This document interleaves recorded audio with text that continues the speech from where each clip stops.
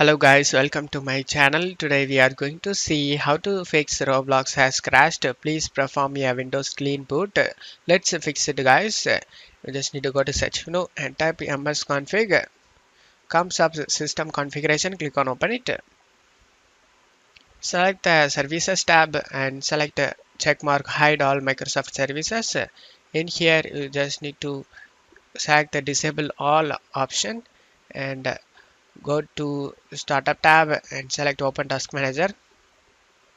In startup apps you just need to disable everything listed over here guys, just by right click on them and select disable it. After disabling it, just close stuff here. Now select apply and OK for save changes. Select the restart option and restart your PC. After restarting your PC you can play the game without having any problem.